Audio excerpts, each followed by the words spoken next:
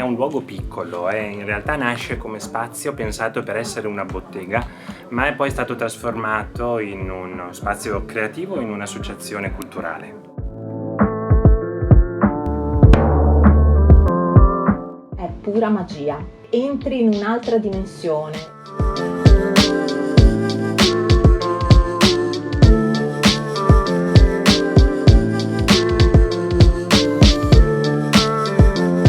È un atto gentile nei confronti degli spettatori. Un punto di aggregazione, un punto che fosse aperto alla cittadinanza e di incontro per tutti quanti.